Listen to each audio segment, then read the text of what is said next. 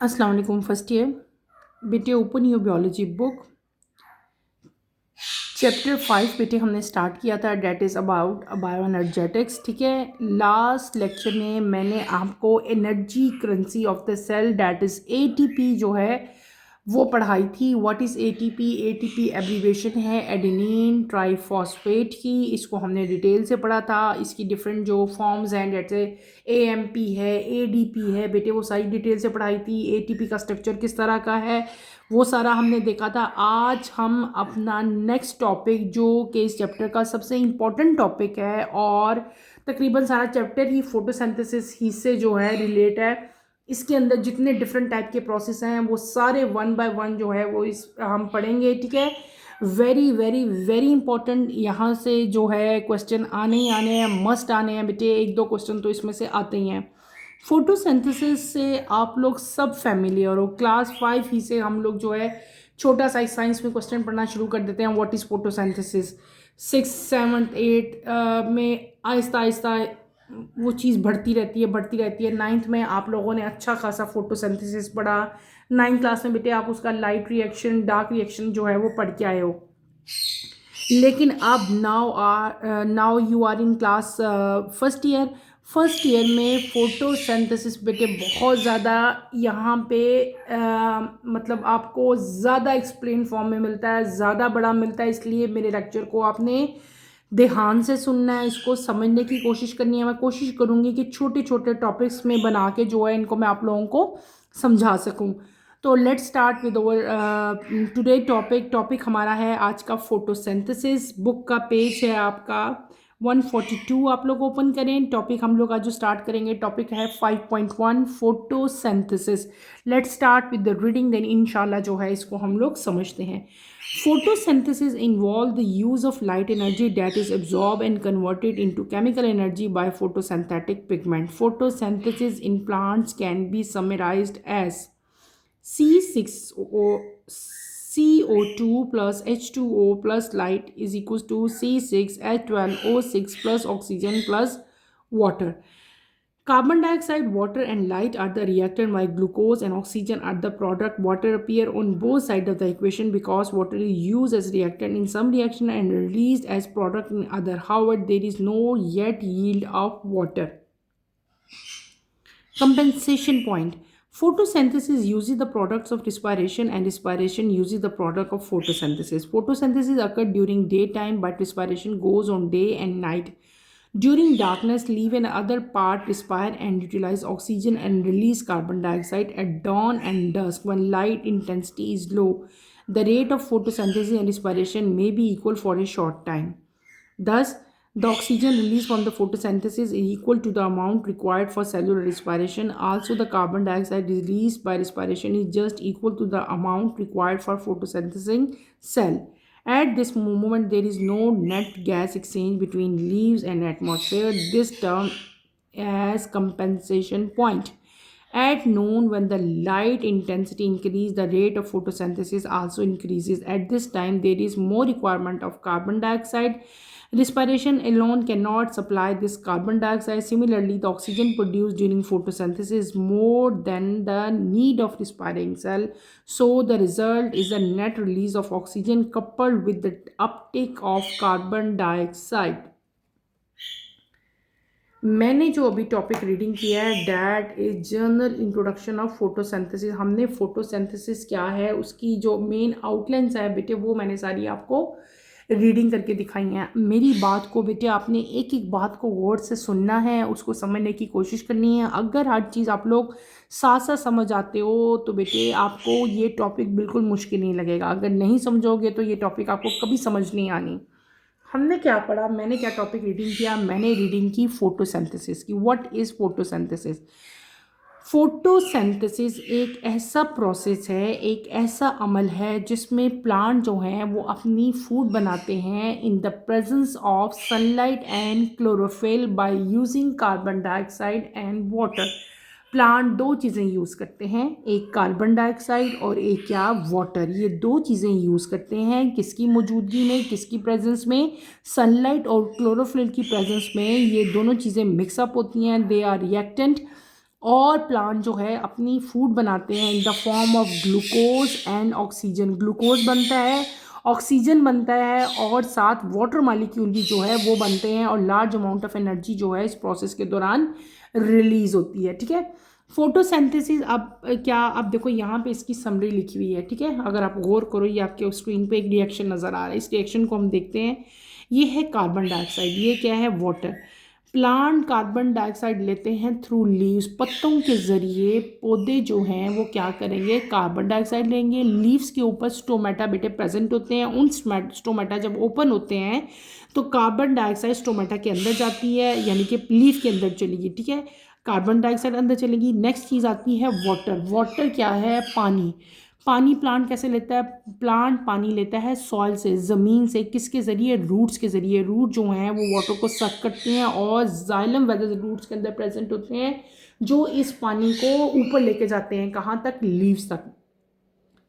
अब लीफ के अंदर दो चीज़ें बेटे शामिल होगी, एक कार्बन डाइऑक्साइड, एक वाटर। ठीक है, और क्या, सन से सनलाइट आ रही है और पौधे के अंदर, लीफ के अंदर क्या चीज़ प्रेजेंट है बेटे, क्लोरोप्लास्ट प्रेजेंट है। क्लोरोप्लास्ट के अंदर क्या चीज़ प्रेजेंट होती है, क्लोरोफिल। ठीक है, तो ये दोनों क्या हो गए, रिएक्टेंट हो गए, क्लोरोफिल होगी और लाइट होगी। ठीक है, अब ये रिएक्शन होगा, इस रिएक्शन में जो चीज़ आपके पास बनेगी, जो प्रोडक्ट बनेंगे वो क्या होंगे, ग्लूकोज, ऑक्सीजन और वाटर। ये जो ग्लूकोज है, ग्लूकोज का फार्मूला ये है प्लांट की फूड। ठीक है, ये जब बनती है तो पूरे प्लांट में डिस्ट्रीब्यूट हो जाती है। उसके बाद ऑक्सीजन जो है वो प्लांट जो है, प्लांट के लिए ऑक्सीजन जो है बेटे ये एक वेस्ट प्रोडक्ट है। क्या है, ये वेस्ट प्रोडक्ट है और ये प्लांट जो है वो रिलीज़ कर देते हैं क्योंकि प्लांट्स को इसकी ज़रूरत नहीं होती। और साथ ही वाटर के भी कुछ मालिक्यूल जो हैं वो रिलीज़ हो जाते हैं। वाटर जो है वो रिएक्टेंट के तौर पर यूज़ भी होता है और वाटर जो है वो एज ए प्रोडक्ट भी जो है वो यूज़ हो रहा होता है।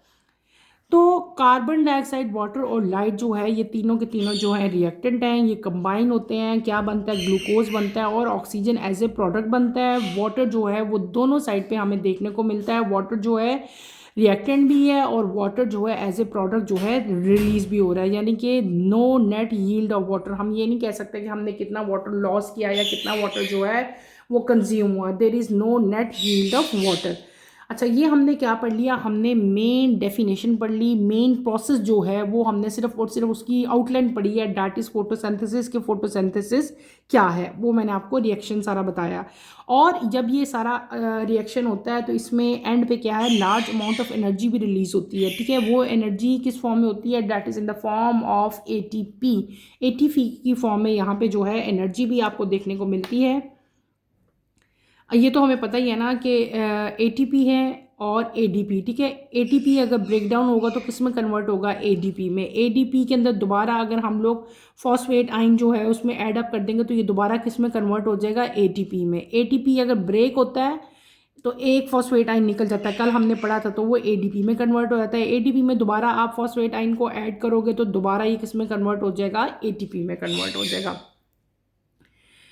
Photosynthesis, the process in which the energy poor inorganic compound of carbon, that is carbon dioxide, are reduced to energy rich carbohydrates. Photosynthesis की definition लिखी हुई है जो मैंने भी आपको समझाई है कि जिसमें डिफरेंट इनऑर्गेनिक कंपाउंड जो है वो कंबाइन होते हैं और energy rich carbohydrate, that is glucose, जो C6H12O6 है वो कार्बोहाइड्रेट ही है, वो जो है उसमें बनता है।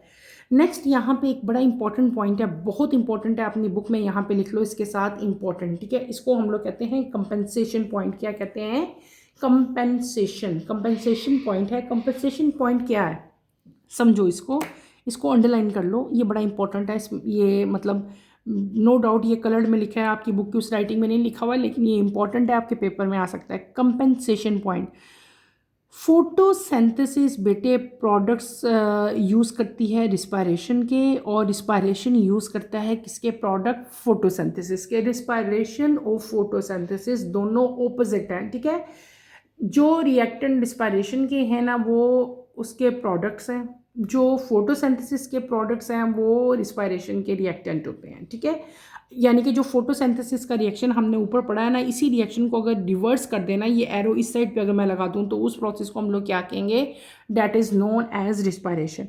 फोटोसिंथेसिस और रिस्पायरेशन दोनों एक दूसरे के ऑपोजिट हैं। फोटोसिंथेसिस जो रिस्पायरेशन के प्रोडक्ट्स होते हैं उनको एज ए रिएक्टेंट यूज़ कर रहा है, और रिस्पायरेशन जो है वो फोटोसिंथेसिस के प्रोडक्ट को एज ए रिएक्टेंट जो है वो यूज़ करती है। फोटोसिंथेसिस बेटे दिन के टाइम होता है, ठीक है। रिस्पायरेशन जो है वो दिन में भी होती है और रात में भी होती है, ठीक है। फोटोसिंथेसिस कब हो रहा है? डे टाइम में, जबकि रिस्पायरेशन कब हो रही है? दिन में भी और रात में भी। जब रात हो जाती है तो फोटोसिंथेसिस का प्रोसेस नहीं होता, और वहाँ पे प्लांट्स के अंदर सिर्फ और सिर्फ क्या प्रोसेस होगा? रिस्पायरेशन का प्रोसेस होगा। लेकिन दो टाइम ऐसे हैं, एक टाइम होता है डॉन का टाइम और एक होता है डस्क का टाइम। यानी कि एक टाइम है जब सूरज गुरूब हो रहा होता है, ठीक है, और एक टाइम ऐसा है जब सूरज तुलू हो रहा होता है सुबह सुबह सुबह सुबह, ठीक है। और एक यह है शाम का टाइम जिसको हम इवनिंग टाइम कहते हैं, जब रात होने वाली होती है। इन दोनों टाइम्स में क्या होता है बेटे? लाइट की इंटेंसिटी कम हो जाती है, लाइट की जो शिद्दत है वो कम हो जाती है ना, थोड़ी थोड़ी रोशनी रह जाती है क्योंकि सूरज जो है वो गुरूब हो रहा है। और इसी तरह सुबह सुबह जब सूरज तुलू हो रहा होता है तब भी लाइट की इंटेंसिटी क्या होती है? कम होती है। इन दोनों टाइम में जो इसको हम लोग क्या कहते हैं? डॉन एंड डस्क, ठीक है। डॉन है सुबह सुबह का जो टाइम है जब सूरज तुलू हो रहा है। डस्क का मतलब होता है ख़त्म होना, यानी कि गुरूब हो रहा होता है। डॉन एंड डस्क की टाइम है। इस टाइम पे लाइट की इंटेंसिटी मैंने क्या कहा? बहुत लो होती है। और इस टाइम पे जो फोटोसिंथेसिस का रेट होता है वो भी जो है इक्वल हो जाता है किसके? रिस्पायरेशन के। यानी कि बेटे आप लोग इस तरह कह सकते हो कि डॉन और डस्क के टाइम, ठीक है, सूरज गुरूब होने के और सूरज तुलू होने के टाइम जब लाइट की इंटेंसिटी बहुत कम हो जाती है, लाइट की शिद्दत कम हो जाती है, तो क्या होता है कि जो रेट है फोटोसिंथेसिस का और रिस्पायरेशन का वो दोनों थोड़ी देर के लिए क्या हो जाते हैं? इक्वल हो जाते हैं। इस टाइम पे जो ऑक्सीजन रिलीज़ हो रही होती है फोटोसिंथेसिस से वो इक्वल हो जाती है अमाउंट रिस्पायरेशन को जितनी अमाउंट रिक्वायर्ड होती है ना ऑक्सीजन की, तो फोटोसिंथेसिस जो ऑक्सीजन रिलीज़ कर रहा है उसकी अमाउंट और जो ऑक्सीजन रिक्वायर्ड है रिस्पायरेशन को अपने लिए, उसकी अमाउंट जो है वो क्या हो जाती है? इक्वल हो जाती है। किस पॉइंट पे? At dawn and dusk point, ठीक है। इसी तरह दो चीज़ें हम दो दो चीज़ें पढ़े हैं। और दूसरी चीज़ क्या है? Carbon dioxide. और दूसरा क्या होगा? जब जो कार्बन डाइऑक्साइड रिस्पायरेशन रिलीज़ कर रहा है वो इक्वल हो जाता है फोटोसिंथेसिस को जितनी कार्बन डाइऑक्साइड चाहिए उतनी। ये वो पॉइंट है, ये वो पॉइंट होता है जब के जो गैस एक्सचेंज है लीव्स और एटमॉस्फेयर के दरमियान में वो क्या हो जाती है? वो ख़त्म हो जाती है। There is no net exchange, ठीक है।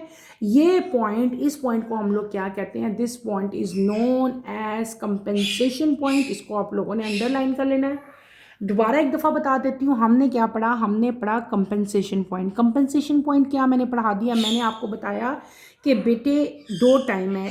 आपको मैंने बताया कि फोटोसिंथेसिस जो है वो लाइट के टाइम होती है, जितनी देर रोशनी होती है उतनी देर फोटोसिंथेसिस होती है। रात के टाइम फोटोसिंथेसिस नहीं होती, लेकिन इस रिस्पायरेशन जो है वो दिन में भी होती है, वो रात में भी होती है, ठीक है। रिस्पायरेशन हर टाइम में हो रही है, फोटोसिंथेसिस सिर्फ सिर्फ डे टाइम में हो रही है, ठीक है। फोटोसिंथेसिस और रिस्पायरेशन दोनों एक दूसरे के ऑपोजिट रिएक्शन हैं। जो फोटोसिंथेसिस के रिएक्टेंट हैं वो रिस्पायरेशन के प्रोडक्ट हैं, जो फोटोसिंथेसिस के प्रोडक्ट होते हैं वो रिस्पायरेशन के रिएक्टेंट होते हैं, ठीक है। अब क्या हो रहा है? दो दो टाइम्स को देखो आप लोग। एक है सूरज तुलू होने का टाइम, जब सुबह सुबह सूरज निकलता है। दूसरा टाइम क्या मैंने बताया? सूरज के गुरूब होने का टाइम, जब सूरज गुरूब हो रहा होता है। डान और डस्क, ठीक है, इस टाइम को कहते हैं। डान और डस्क के टाइम जो लाइट की इंटेंसिटी है, जो सूरज की जो तपिश है, जो उसकी इंटेंसिटी है, शिद्दत है, वो क्या होती है? बहुत कम होती है। इस पॉइंट पे जो फोटोसिंथेसिस का प्रोसेस होगा वो स्लो हो जाएगा, ठीक है। फोटोसिंथेसिस के प्रोसेस में जो ऑक्सीजन इस टाइम रिलीज होगी वो उसके बराबर हो जाएगी, किसके बराबर? जितनी रिस्पायरेशन को ऑक्सीजन की ज़रूरत है वो उतनी ऑक्सीजन ही जो है वो रिलीज़ करेगा। इसी तरह रिस्पायरेशन के दौरान जो कार्बन डाइऑक्साइड रिलीज होगा वो भी इतना ही होगा जितना फोटोसिंथेसिस को अपने लिए ऑक्सीजन रिक्वायर्ड है। इस पॉइंट पे कोई भी गैस एक्सचेंज प्लांट में और एटमॉस्फेयर में जो है, यानी कि पत्तों में, लीव्स में और एटमॉस्फेयर में गैस एक्सचेंज नहीं होती, और इस पॉइंट को हम लोग क्या कहते हैं? कंपेंसेशन पॉइंट कहते हैं। दोपहर के टाइम एट नून, जब दोपहर का टाइम है 12 बजे का 1 बजे का जो टाइम होता है, इसमें लाइट की इंटेंसिटी बेटे सबसे ज़्यादा होती है, बहुत ज़्यादा इंक्रीज़ होती है। आपको पता है ना इस टाइम लाइट की शिद्दत इतनी होती है, आप सूरज की तरफ देख ही नहीं सकते दोपहर के टाइम एट नून। इस टाइम में जब लाइट की इंटेंसिटी बहुत ज़्यादा होती है, फोटोसिंथेसिस का रेट जो है वो इंक्रीज़ हो जाता है और मोर कार्बन डाइऑक्साइड जो है वो प्लांट को रिक्वायर्ड होती है। रिस्पायरेशन जो है वो सिर्फ और सिर्फ इस टाइम पे जब मैंने आपको बताया कि लाइट की इंटेंसिटी इंक्रीज़ हो जाती है, फोटोसिंथेसिस का रेट भी इंक्रीज़ हो जाता है, इस टाइम पे रिस्पायरेशन जो है वो प्लांट को इतनी कार्बन डाइऑक्साइड नहीं दे सकती, जितनी इतनी सप्लाई नहीं दे रही जितनी उसको रिक्वायरमेंट है। तो प्लांट एटमॉस्फेयर से जो है वो कार्बन डाइऑक्साइड लेंगे और जो ऑक्सीजन प्लांट जो दोपहर के टाइम यानी कि जब लाइट की इंटेंसिटी बहुत ज़्यादा है तो प्लांट जो ऑक्सीजन बना रहे हैं ना वो भी उसका लेवल भी बहुत इंक्रीज़ हो जाता है। फोटोसिंथेसिस का रेट इंक्रीज़ हो रहा तो ऑक्सीजन भी ज़्यादा बनेगी ना, इतनी ऑक्सीजन बन जाती है जितनी के प्लांट को रिस्पायरेटरी सेल जो हैं उसके उनको इतनी रिक्वायरमेंट ही नहीं होती। ठीक है, तो जो नेट रिलीज़ है यानी कि जब ऑक्सीजन की तो उतनी ज़रूरत ही नहीं, जितनी ज़रूरत है उतनी प्लांट ने यूज़ कर ली, जो बाकी एक्स्ट्रा ऑक्सीजन होती है वो क्या हो जाती है, वो प्लांट के अंदर से जो है वो रिलीज़ हो जाती है। और ये जो ऑक्सीजन रिलीज़ होती है ये अपटेक ऑफ कार्बन डाइऑक्साइड से ज़्यादा होती है। ठीक है, एट नून दोपहर के टाइम की बात हो रही है। ये पूरा प्रोसेस जो है ये बहुत इंपॉर्टेंट है, इसको जो है आपने अच्छी तरह से करना है, इसमें आपको कोई भी कन्फ्यूजन नहीं होनी चाहिए। Is that clear? Simple reaction है, मैं आपको रिएक्शन जो है वो बताती हूँ बेटे, इसको रिएक्शन को कोशिश करती हूँ आप समझ जाओ। हमने क्या पढ़ा? सिंपल रिएक्शन, वही जो आप छोटी क्लासेस में पढ़ते आए हो। डिटेल फोटोसिंथेसिस का रिएक्शन तो हमने इस चैप्टर में हम पढ़ेंगे। हमने क्या पढ़ा, मैंने आपको क्या बताया? मैंने आपको बताया यहाँ पे अगर आप लोग आओ देखो बेटे आपने क्या किया है, हमने रिएक्शन देखा। रिएक्शन क्या है यहाँ पे अगर हम मेंशन करें, हमारा रिएक्शन क्या था? 6CO2 plus 12H2O plus light. ठीक है, C6H12O6 plus 6O2 plus 6 water, और यहाँ पे आप लोग क्लोरोफिल को भी मेंशन कर दो। ठीक है, क्लोरोफिल और सनलाइट। अच्छा, ये जो आपको स्क्रीन पे रिएक्शन नज़र आ रहा है this is reaction of photosynthesis. Plant ने कार्बन डाइऑक्साइड लिया, वाटर लिया, in the presence of light and chlorophyll आपके पास क्या बन गया? ग्लूकोज बना, ऑक्सीजन रिलीज हुई और वाटर भी के मालिक्यूल भी जो है रिलीज हो गए। ये क्या थे? ये रिएक्टेंट थे। ये क्या हो गए? प्रोडक्ट हो गया। ये पूरा प्रोसेस क्या हो गया? फोटोसिंथेसिस का प्रोसेस हो गया।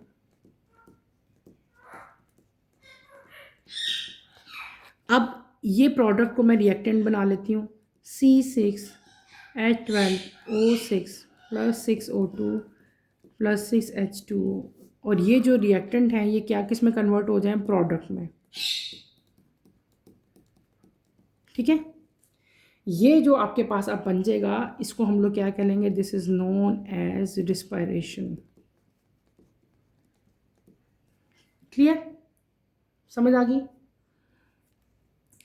ये दोनों एक दूसरे के रिवर्स हैं। इसके रिएक्टेंट रिस्पायरेशन के प्रोडक्ट हैं और इसके प्रोडक्ट रिस्पायरेशन के रिएक्टेंट हैं। ठीक है, ये बात आपने बेटे याद रखनी है। फिर आगे हमने क्या पढ़ा था? कंपेंसेशन पॉइंट पढ़ा था, वो भी मैंने आपको अच्छी तरह से समझाया है बेटे, कोशिश किया कि आपको समझ आ जाए। आपने उसको अच्छी तरह से समझना है, उसमें कोई भी प्रॉब्लम होती है, कोई डिफ़िकल्टी होती है तो आपने मुझे जो है वो बताना है। अब हम अपने अगले टॉपिक की तरफ चलेंगे।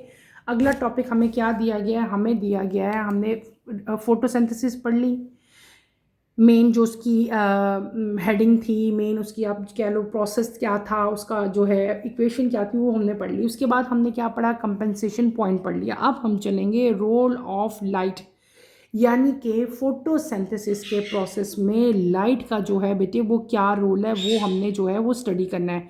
डिफरेंट चीज़ों के जो डिफरेंट यहाँ पे आ रहे हैं, हमारे पास वाटर आ रहा है, लाइट आ रही है, कार्बन डाइऑक्साइड आ रही है, ठीक है, क्लोरोफिल है, चार मेन चीज़ें हैं ना।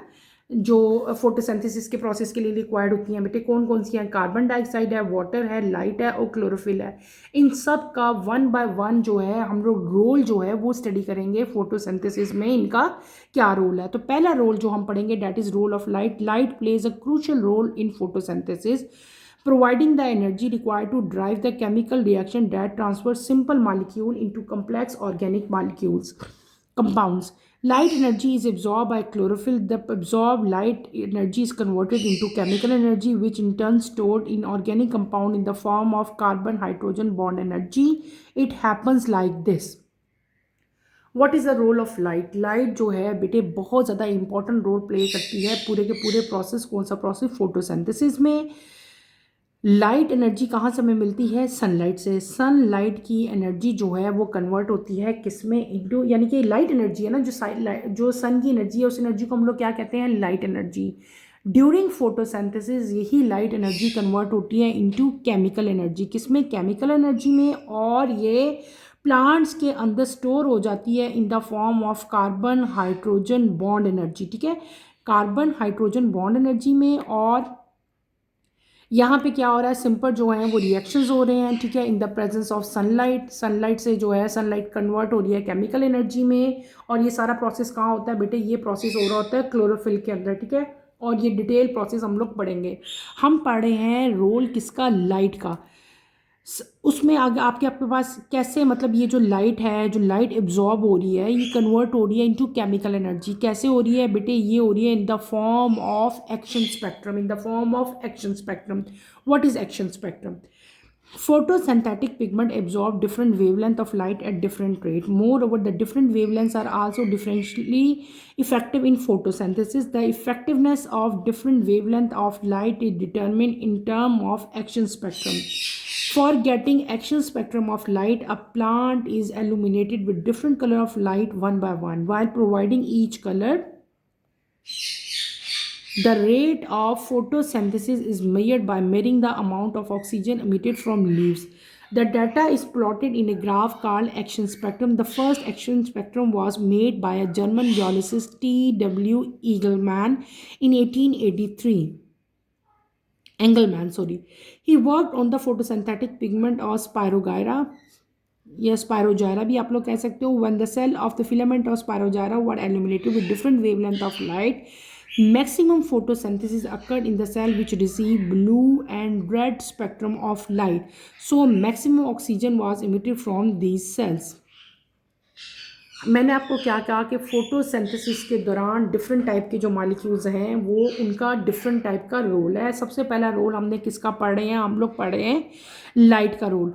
फोटोसिंथेटिक पिगमेंट, प्लांट के अंदर कुछ पिगमेंट्स प्रेजेंट हैं, उनको हम लोग क्या कहते हैं बेटे? फोटोसिंथेटिक पिगमेंट्स कहते हैं। फोटोसिंथेटिक पिगमेंट जो है ये डिफरेंट वेवलेंथ्स की जो है वो लाइट को एब्जॉर्ब करते हैं। ठीक है, क्या कहा मैंने? फोटोसिंथेटिक पिगमेंट जो है वो लीफ के अंदर प्रेजेंट है। ठीक है, फोटोसिंथेटिक पिगमेंट्स का मेन फंक्शन क्या होता है? ये डिफरेंट वेवलेंथ्स ऑफ लाइट को जो है एब्जॉर्ब करते हैं। जो डिफरेंट वेवलेंथ जो होती हैं वो डिफरेंटली इफेक्टिव होती हैं इन फोटोसिंथेसिस। यानी कि हर कलर की, आपको पता है लाइट के अंदर एक पूरा बैंड नज़र आता है डिफरेंट कलर्स का, हर कलर की अलग वेवलेंथ होती है और हर कलर जो है वो फोटोसिंथेसिस में डिफरेंट टाइप का रोल जो है वो प्ले करता है। ठीक है, अब अब ये देखो बहुत सारा मैंने बताया, बहुत सारे कलर्स हैं। ठीक है, अब हर कलर की वेवलेंथ जो है वो उसकी इफेक्टिवनेस चेक करते हैं हम लोग के फोटोसिंथेसिस में हर वेवलेंथ जो है वो कितनी इफेक्टिव है। ठीक है, तो वो प्रोसेस, वो टर्म जो कि यूज़ की जाती है वेवलेंथ ऑफ लाइट की इफेक्टिवनेस को चेक करने के लिए, उसको हम लोग क्या कहते हैं? That is known as action spectrum. क्या कहते हैं उसको? हम लोग एक्शन स्पेक्ट्रम कहते हैं। एक्शन स्पेक्ट्रम की डेफिनेशन आप लोग कैसे कह सकते हो? The effectiveness of different wavelength of light, यानी कि वेवलेंथ ऑफ लाइट की जो इफेक्टिवनेस है। ठीक है, हर वेवलेंथ में फोटोसिंथेसिस पे क्या उसका इम्पैक्ट आया, किस तरह की फोटोसिंथेसिस का रेट है, तो ये इसको हम लोग स्टडी करते हैं in term of action spectrum. ठीक है, आपकी बुक में डेफिनेशन लिखी हुई है, ये एज इट इज़ आपने करनी है।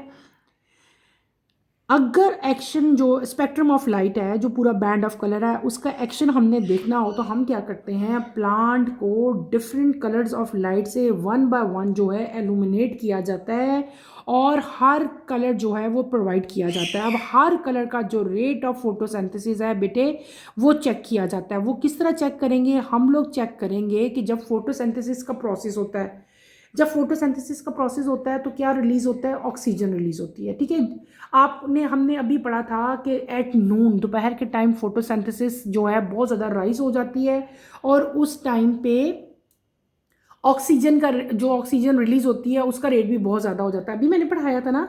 तो हम लोग क्या करेंगे, जो इसको चेक करने का मेथड क्या है कि कौन सी वेवलेंथ जो है स्पेक्ट्रम की वो कितनी इफेक्टिव है। इसको चेक करने का मेथड ये होता है कि प्लांट को डिफरेंट कलर्स की जो लाइट्स हैं उनके साथ जो है वो प्रोवाइड की जाती हैं। वो प्रोवाइड करने के बाद फूड्स का फोटोसिंथेटिक रेट चेक किया जाता है। फोटोसिंथेटिक रेट कैसे चेक करते हैं कि ड्यूरिंग फोटोसिंथेसिस कितनी जो अमाउंट ऑफ ऑक्सीजन जो है बेटे वो रिलीज हुई है। तो जितनी अमाउंट ऑफ ऑक्सीजन जितनी ज़्यादा रिलीज होगी इसका मतलब है कि वो वाली वेवलेंथ सबसे ज़्यादा इफेक्टिव है इन फोटोसिंथेसिस। जितना ऑक्सीजन का रेट जो ऑक्सीजन रिलीज हो रही है उसका कम होगा, इसका मतलब है कि ये जो बैंड था, ये जो वेवलेंथ थी, ये जो है इतनी इफेक्टिव नहीं थी। इससे जो फोटोसिंथेसिस का रेट है वो बहुत ज़्यादा स्लो हो जाता है। तो ये फिर जो है पूरा का पूरा जो है वो डाटा, जिस तरह मैंने बताया, पूरा डाटा जो है वो हम लोग लेते हैं और उस पूरे डाटा को जो कि हम ग्राफ की फॉर्म में प्लॉट करते हैं उसको हम लोग क्या कहते हैं, एक्शन स्पेक्ट्रम कहते हैं। क्या कहते हैं, एक्शन स्पेक्ट्रम कहते हैं। कि आपने जो पूरा डाटा बनाया उसको आपने ग्राफ की उसमें किया कि नीचे आपने वेवलेंथ लिख दी, ऊपर आपने क्या बता दिया, ऑक्सीजन जो रिलीज़ है, जिधर जिसमें ऑक्सीजन की ज़्यादा अमाउंट रिलीज़ हुई है इसका मतलब है वो वेवलेंथ जो है वो सबसे ज़्यादा इफेक्टिव थी अगेंस्ट फोटोसिंथेसिस। ठीक है, फोटोसिंथेसिस का जो प्रोसेस है वो इस वेवलेंथ में सबसे ज़्यादा होगा।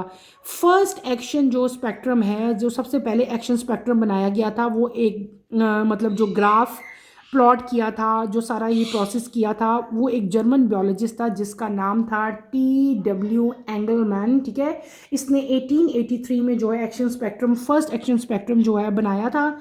इसने फोटोसिंथेटिक पिगमेंट जो स्पायरोजायरा जो है एक छोटा सा यूनिसेलुलर ऑर्गेनिज्म है, उसके ऊपर जो है इसने काम किया।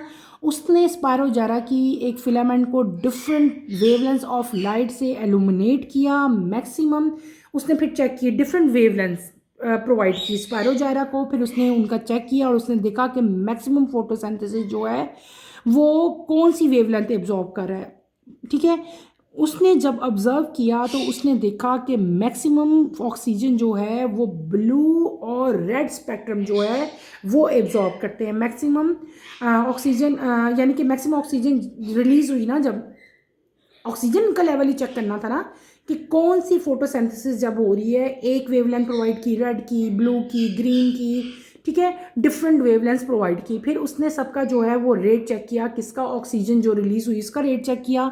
तो सबसे ज़्यादा हाई रेट या मैक्सिमम ऑक्सीजन रिलीज जो हुई वो दो वेवलेंथ्स के अगेंस्ट हुई। वो कौन सी वेवलेंथ थी, एक थी ब्लू और एक थी रेड। इसका मतलब ये हुआ बेटे जो ब्लू और रेड वेवलेंथ है वो सबसे ज़्यादा जो है फोटोसिंथेसिस के प्रोसेस में सबसे ज़्यादा जो रिसीव की जाती है वो कौन सी है, ब्लू और रेड है, जिससे ऑक्सीजन जो है वो मैक्सिमम उस वेवलेंथ में जो है वो रिलीज़ होती है ड्यूरिंग फोटोसिंथेसिस।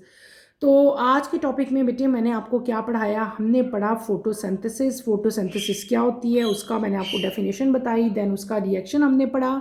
फिर हमने क्या कहा कि यहाँ पे अमाउंट ऑफ एनर्जी भी रिलीज़ होती है। एनर्जी किस फॉर्म में होती है, एटीपी में। जब सेल को एटीपी की ज़रूरत होती है तो एटीपी ब्रेक डाउन होता है, कन्वर्ट हो जाता है एडीपी में। सेल को दोबारा ज़रूरत है एटीपी की और ये दोबारा का दोबारा जो है ज़रूरत पूरी होगी, ये दोबारा इसमें फॉस्फेट आयन जो है शामिल होगा और ये दोबारा एनर्जी जो है वो स्टोर्ड फॉर्म में आ जाएगी। स्टोर्ड फॉर्म में किस फॉर्म में आएगी, एटीपी की फॉर्म में आ जाएगी। फिर हमने क्या पढ़ा, हमने पढ़ा कंपनसेशन पॉइंट। कंपनसेशन पॉइंट मैंने आपको सारा डिटेल में बढ़ाया कि फोटोसिंथेसिस है, रिस्पायरेशन है। ठीक है, एक पॉइंट ऐसा आता है, हमने पढ़ा कि एक पॉइंट ऐसा आएगा कि जब गैस एक्सचेंज जो है लीव्स में और एटमॉस्फेयर में नहीं होती। ठीक है, उसमें क्या होता है कि फोटोसिंथेसिस और रिस्पायरेशन का रेट जो है वो एक जैसा हो जाता है। ठीक है, इस पॉइंट को हम लोग क्या कहते हैं, कंपनसेशन पॉइंट कहते हैं। और कंपनसेशन पॉइंट में कोई भी गैस एक्सचेंज प्लांट में और एटमॉस्फेयर में नहीं होती। कंपनसेशन पॉइंट कब आता है ये मैंने आपको डिटेल से बेटे एक्सप्लेन किया, समझाया। उसके बाद मैंने आपको क्या कहा कि हम लोग प्लांट में जो फोटोसिंथेसिस के जो रिएक्टेंट हैं, जैसे कि कार्बन डाइऑक्साइड है, वाटर है, लाइट है और क्लोरोफिल है, इनका क्या रोल है, ये वन बाय वन हम लोग सारा स्टडी करेंगे। तो सबसे पहले हमने जो रोल आज पढ़ा वो किसका रोल पढ़ा, हमने पढ़ा role of light in photosynthesis, कि लाइट का फोटोसिंथेसिस में क्या रोल है बेटे, वो हमने पढ़ा कि लाइट जो है वो बहुत ज़्यादा इंपॉर्टेंट रोल जो है ड्यूरिंग फोटोसिंथेसिस प्ले करती है। लाइट जो है उसकी डिफरेंट वेवलेंथ्स होती हैं, ठीक है। हर वेवलेंथ जो है वो उस तरह का इफ़ेक्टिवनेस शो नहीं करती। कुछ वेवलेंथ ज़्यादा इफ़ेक्टिव होती हैं, कुछ जो हैं बहुत कम होती हैं, और कुछ बिल्कुल भी जो है फोटोसिंथेसिस में उनका कोई अमल दखल नहीं होता, ठीक है।